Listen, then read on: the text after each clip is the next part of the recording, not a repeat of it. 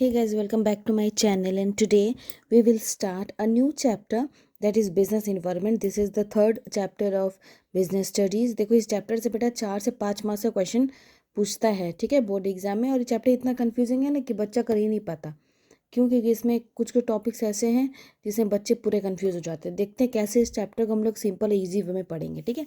Let's see the meaning of business environment. देखो, business environment refers to forces, factors, individuals, and institutions which are outside the control of business enterprises but they may affect their performance। देखो, business को affect करने के लिए बेटा बहुत सारे factors होते हैं जो बिजनेस को कहीं ना कहीं बिजनेस के सेल को अप डाउन करते हैं, ठीक है, बिजनेस के प्रॉफिट्स को अप डाउन करते हैं।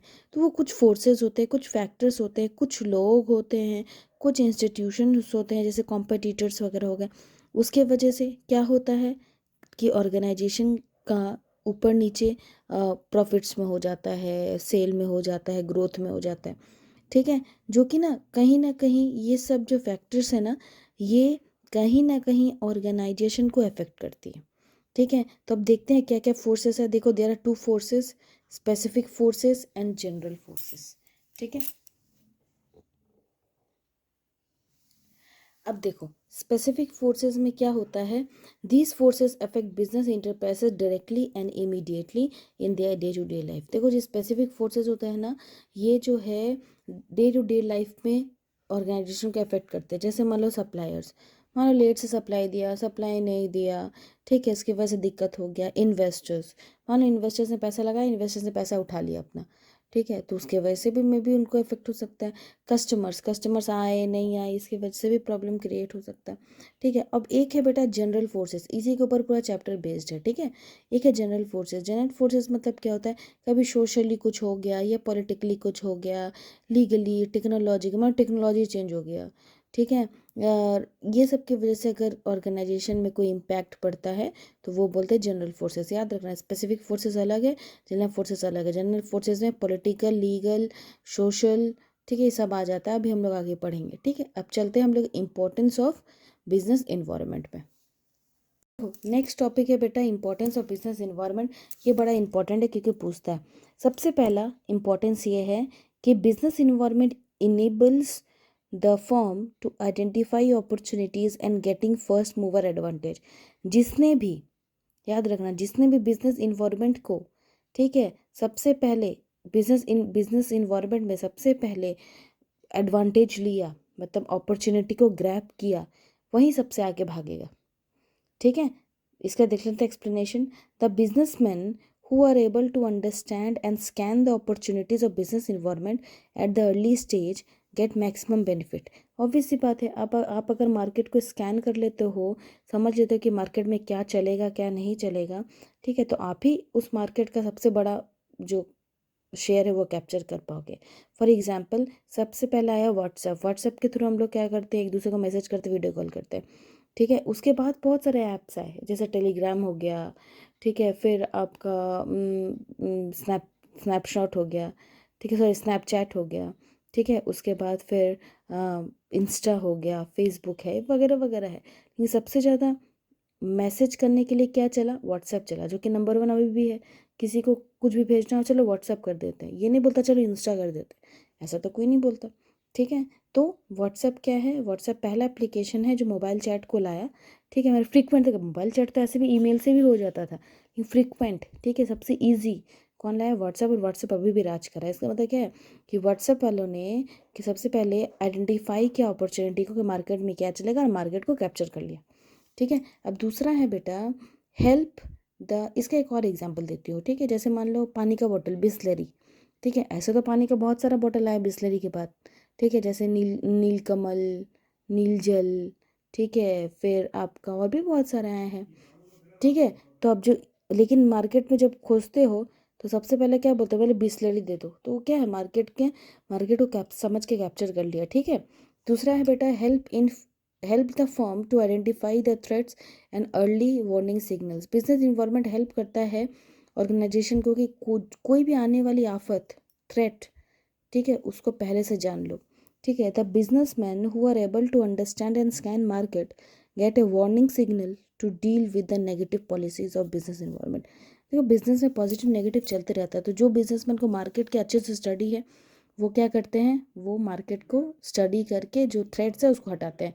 तीसरा, assisting in planning and making policies by understanding external forces like legal, economic, socially सब पढ़ेंगे आगे। Manager can create realistic strategic and policies. ठीक है, अब क्या है बेटा, मार्केट को स्टडी करके ना मार्केट पॉलिसी बनाया जा सकता है ताकि हम अपने जो बिजनेस है उसको आगे बढ़ा सके। चलो एक और पॉइंट देखते हैं।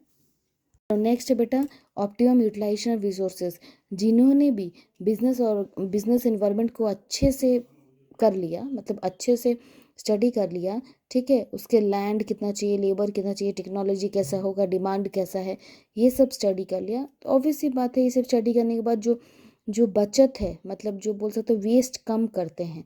ठीक है, रिसोर्सेज का यूटिलाइजेशन बहुत बढ़िया तरीके से होता है। ठीक है, चलो अब हम लोग अपना नेक्स्ट टॉपिक देखेंगे बेटा, जो कि है नेक्स्ट टॉपिक हमारा डायमेंशंस ऑफ बिजनेस इन्वायरमेंट। बहुत बहुत ज़्यादा इम्पॉर्टेंट टॉपिक है ये, यही इस चैप्टर में सबसे इम्पोर्टेंट टॉपिक है ये। और एक है न्यू इकोनॉमिक पॉलिसी, वो फिर भी थोड़ा कम पूछता है, लेकिन ये तो बहुत अच्छा पूछता है, एमसीक्यू में ही पूछता है। ठीक है, बच्चे फंस भी जाते हैं। सो नेक्स्ट टॉपिक है बेटा डायमेंशन ऑफ बिजनेस इन्वायरमेंट। देखो business environment mean all the factors, forces और इंस्टीट्यूशंस विच हैव डायरेक्ट और indirect influence over the business transaction. देखो बिजनेस को ना बहुत सारी चीज़ें अफेक्ट करती है डायरेक्टली और इनडायरेक्टली। ठीक है, तो उसमें से ये 5 चीज़ें हैं जो बिल्कुल अफेक्ट करती है directly indirectly: economical, social, political, legal और टेक्नोलॉजिकल। याद रखना क्या है, 5 है, 5 डायमेंशन से बेटा, economical, social, political, legal and technological. अब हम एक एक करके सब देखते हैं। ठीक है, चलो लेट्स स्टार्ट इकोनॉमिकल इन्वायरमेंट। देखो इकोनॉमिकल इन्वायरमेंट की वजह से ना जो बिजनेस है बहुत इन्फ्लुएंस होती है। कैसे? Economic environment refers to all the factors and forces which directly influence the economy. ठीक है, याद रखना, देखो कुछ कुछ की फैक्टर्स है, जितने भी मान लो प्राइस में, अब गवर्नमेंट के प्राइस में अप डाउन हो गए, नेशनल इनकम में अप डाउन हो गए, मॉनेटरी पॉलिसी चेंज हो गया, सप्लाई मनी सप्लाई चेंज हो गया, इन्वेस्टमेंट रेट चेंज हो गया, ठीक है, प्राइवेट और पब्लिक सेक्टर का रोल चेंज हो गया, जितने भी सारे इकोनॉमिक से रिलेटेड है, पैसे से रिलेटेड है, वो सारे इकोनॉमिक इन्वायरमेंट में आएंगे। याद रखना एग्जाम में पूछता है कि आइडेंटिफाई करो कौन सा डायमेंशन है, तो उसके लिए आपको तो पहले ट्रिक पता होना चाहिए ना। जितने भी पैसे वाले डील है बेटा, ठीक है, अभी हम लोग पढ़ेंगे समझ में आएगा, तो वो डायरेक्टली कहीं ना कहीं इकोनॉमी को इफेक्ट करता है। जितना भी इकोनॉमिक रहता है किसको इफेक्ट करता है, इकोनॉमी को इफेक्ट करता है। अगर मान low economic environment consist of GDP, income eight national level, per capita income, ये सब में चेंज बढ़ा घटा तो प्रॉब्लम क्रिएट करता है बिजनेस को इकोनॉमिकली। ठीक है, profit earning rate, employment rate, industrial monetary and fiscal policy of the government, role of private and public sector, rate of saving and investment, money policy, money supply in the economy, ये सब चीज़ की वजह से जो भी organisation को दिक्कत होती है वो इकोनॉमिक इन्वायरमेंट के अंदर आता है। अब चलते हैं सोशल के अंदर। याद रखना लोगों का टेस्ट चेंज हो गया, प्रेफरेंस चेंज हो गया, चॉइस चेंज हो गया, सामान का क्वालिटी चेंज हो गया। ठीक है, जब वुमेन को वर्क प्लेस में ज़्यादा इंपॉर्टेंस दिया जाए, बर्थ रेट, डेथ रेट, ये सब चेंज हो गया। ठीक है, लोगों का लाइफस्टाइल चेंज हो गया। ठीक है, टेस्ट प्रेफरेंस चेंज हो गया, सब सोशल में आएगा। ठीक है, तो social environments consist of the customs and traditions of society.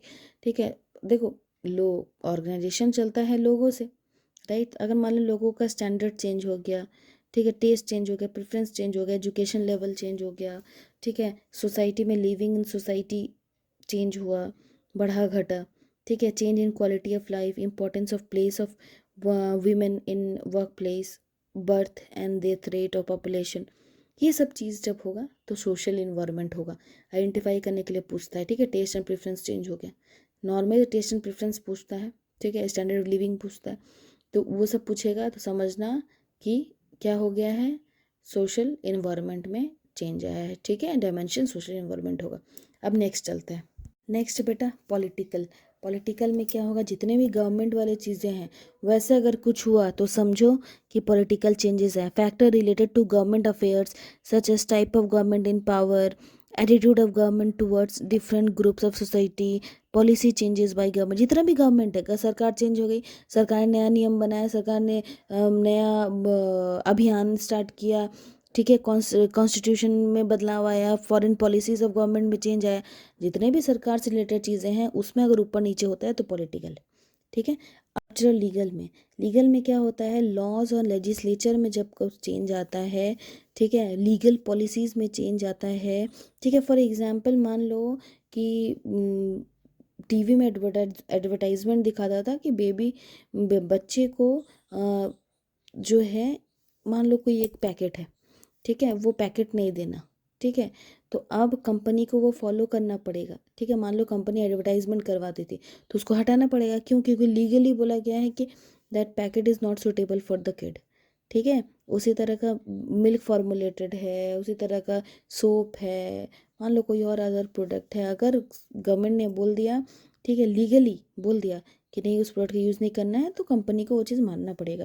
Government ने रूल्स रेगुलेशंस चेंज करा, ठीक है, और जो लीगल इन्वायरमेंट होता है ना, वो कंपनी को कहीं ना कहीं ऑर्गेनाइजेशन को मानना पड़ेगा, क्योंकि ऑर्गेनाइजेशन भी कुछ फ्रेम्स करती है रूल्स एंड रेगुलेशंस पे, ठीक है, जो कि ऑर्गेनाइजेशन को मानना पड़ता है, ठीक है।